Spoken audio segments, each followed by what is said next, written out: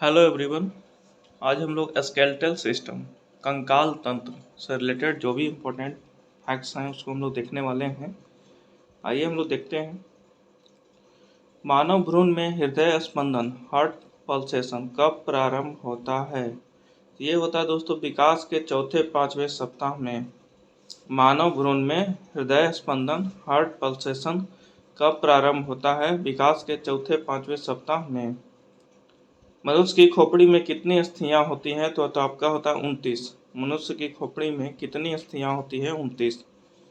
प्रतिवर्ती क्रियाओं reflex action का नियंत्रण केंद्र कहाँ स्थित होता है? तो आपका होता है कशेरुक रज्जु स्पाइनल कॉर्ड में। प्रतिवर्ती क्रियाओं रिफ्लेक्स एक्शन का नियंत्रण केंद्र कहाँ स्थित होता है? कशेरुक रज्जु स्पाइनल कॉर्ड में। वयस्क मानव में कितनी अस्थियां होती है? 206। वयस्क मानव में कितनी अस्थियां होती है? 206। नाखून काटते समय दर्द नहीं होता क्योंकि नाखून मृत कोशिकाओं के द्रव्य द्वारा बने होते हैं जिसमें रक्त संचरण नहीं होता है। ठीक है ना? तो ये इम्पोर्टेंट है। देखते होंगे लोग नाखून जब काटते हैं तो दर्द नहीं होता है। सही बात है, क्योंकि वो हमारे डेड सेल के लिक्विड का बना होता है और जिसमें क्या है कि ब्लड सर्कुलेशन नहीं होता है। हमारे शरीर का सबसे दृढ़ भाग कौन सा है दोस्तों? दंत वल्क इनेमल जिसको बोलते हैं। बहुत ही स्ट्रॉन्गेस्ट पार्ट है। शल्य क्रिया में आर्थोप्लास्टी एंथ्रोप्लास्टी का क्या अर्थ होता है, क्या कार्य होता है? तो जोड़ का प्रतिस्थापन जॉइंट रिप्लेसमेंट करना। मानव शरीर में सबसे छोटी हड्डी कान की होती है जिसे स्टेपिस कहा जाता है। मानव शरीर में सबसे छोटी हड्डी कान की होती है जिसे स्टेपिस कहा जाता है। मानव शरीर की सबसे लंबी अस्थि कौन सी है दोस्तों? फीमर। मानव शरीर की सबसे लंबी अस्थि है फीमर। कशेरुक रज्जु स्पाइनल कॉर्ड में कितनी जोड़ों तंत्रिकाएं नर्व होती है? 33 जोड़ों। कशेरुक रज्जु स्पाइनल कॉर्ड में कितनी जोड़ी तंत्रिकाएं नर्व होती हैं? 31 जोड़ों। मनुष्य के शरीर में पसलियों के कितने जोड़े पाए जाते हैं? तो 12 जोड़े। मनुष्य के शरीर में पसलियों के कितने जोड़े पाए जाते हैं? तो 12 जोड़े। मानव शरीर के डिंब वाहिनी नली फैलोपियन ट्यूब में शुक्राणु स्पर्म डिंब ओवम को निषेचित करता है। ठीक है ना? मानव शरीर के डिंब वाहिनी नली फैलोपियन ट्यूब में शुक्राणु स्पर्म डिंब ओवम को निषेचित करता है। वयस्क मानव के शरीर में जल का प्रतिशत कितना होता है दोस्तों? 65%। याद रखिएगा, हमारे बॉडी में परसेंटेज ऑफ वाटर कितना है? 65%। अस्थि एवं दंत निर्माण हेतु क्या आवश्यक है? तो कैल्शियम और फास्फोरस, ये दोनों का होना जरूरी है, कैल्शियम और फास्फोरस। मानव शरीर की सबसे मजबूत पेशियां कौन सी हैं? तो जबड़ों की जो पेशियां हैं ना, सबसे मजबूत पेशियां हैं। परिवर्धनशील भ्रूण की शुष्कान ड्राइंग में कौन रक्षा करता है? तो आपका उल्लू हो जाएगा एमेनियन। परिवर्धनशील भ्रूण की शुष्कन में कौन रक्षा करता है दोस्तों? उल्व एमेनियन। मानव के जीवन काल में कितने दांत 2 बार विकसित होते हैं? तो 20। ठीक है, 20 दांत ऐसे हैं जो 2 बार विकसित होते हैं। नेक्स्ट है आपका कि मानव शरीर की सबसे बड़ी गुहा कौन सी है? मानव शरीर की सबसे बड़ी गुहा कौन सी है? तो कोलम या स्प्लैंक्निक गुहा। ठीक है ना? त्वचा पर चोट लगने के बाद इसका पुनरुद्भवन रीजनरेशन किसके द्वारा किया जाता है? तो घनाकार उपकला द्वारा।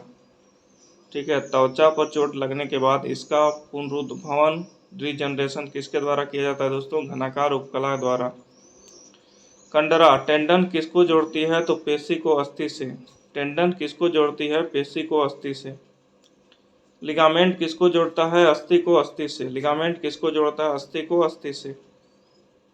स्नायु एवं कंडराएं कैसे ऊतक हैं? संयोजी ऊतक हैं, कनेक्टिव टिश्यू। स्नायु एवं कंडराएं कैसे ऊतक हैं दोस्तों? संयोगी ऊतक हैं, कनेक्टिव टिश्यू। स्तनियों की अस्थि उपास्थियों में क्यों भिन्न कैसे होती हैं? तो हैवर्सियन नलिकाओं के कारण।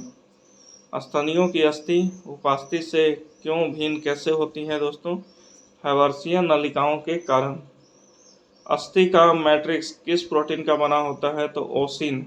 अस्थि का मैट्रिक्स किस प्रोटीन का बना होता है? ओसिन। अस्थियों को कठोर बनाने वाले नवन मुख्यतः क्या होते हैं? जो अस्थि होते हैं ना उसको कठोर बनाने वाले मुख्यतः कौन से लवण होते हैं, मिनरल? तो कैल्शियम और मैग्नीशियम के फॉस्फेट। कौन लसिका लिम्फ में किन रुधानुओं की अनुपस्थिति होती है? जो लिम्फ होता है ना, किन रुधिनाओं की अनुपस्थिति होती है? तो लाल रुधिराणु आरबीसीज। कौन सा प्रोटीन त्वचा, बाल, नाखून, सींग तथा खुर के निर्माण में सहायक है? कौन सा प्रोटीन त्वचा, बाल, नाखून, सींग, खुर के निर्माण में सहायक है? तो केराटिन। अस्थियों में कौन सा प्रोटीन पाया जाता है? जो अस्थि होता है कौन सा प्रोटीन पाया जाता है? ओसिन। अस्थियों में मुख्यतः कौन से अकार्बनिक पदार्थ पाए जाते हैं? तो कैल्शियम तथा मैग्नीशियम फॉस्फेट। कैल्शियम तथा मैग्नीशियम फॉस्फेट। मज्जा गुहा, मैरो कैविटी का निर्माण किस प्रकार की कोशिकाएं करती है? तो ऑस्टियोक्लास्ट। मज्जा गुहा जो है मैरो कैविटी का निर्माण किस प्रकार की कोशिकाएं करता है? तो आपका हो जाएगा ऑस्टियोक्लास्ट। अस्थियों का निर्माण किन ऊतकों से होता है? संयोजी ऊतकों से। अस्थियों का निर्माण किन ऊतकों से होता है दोस्तों? संयोजी ऊतकों से। शिशुओं में कुल कितनी अस्थियां पाई जाती है? 300। शिशुओं में कुल कितनी अस्थियां पाई जाती है? 300। मानव शरीर के किस अंग में सबसे अधिक अस्थियों की संख्या होती है? तो आपका हाथ में। हाथ में क्या सबसे ज़्यादा अस्थि की संख्या है? किस प्रकार की संधियों द्वारा हमारी खोपड़ी की अस्थियां परस्पर जुड़ी होती है? तो अचल संधि। देख लीजिएगा, अचल संधि। इसी के द्वारा जो है हमारी खोपड़ी जो है ना अस्थियों परस्पर जुड़ी होती हैं। नेक्स्ट है, मनुष्य के कंकाल में कब्जा संधि हिंज ज्वाइंट का एक उत्कृष्ट उदाहरण किन अस्थियों की संधि से मिलता है?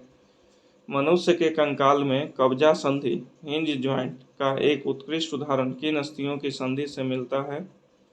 तो अल्ना एवं ह्यूमरस। अल्ना एवं ह्यूमरस। एक लाइन और है कि मनुष्य की श्रेणी मेखला में 3 अस्थियां स्चियम, इलियम और प्यूबियस उपस्थित होती है।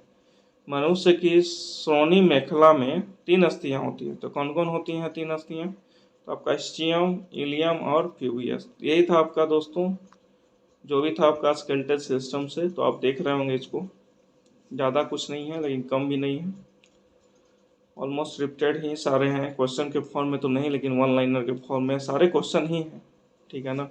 तो यही था। Okay, thank you very much.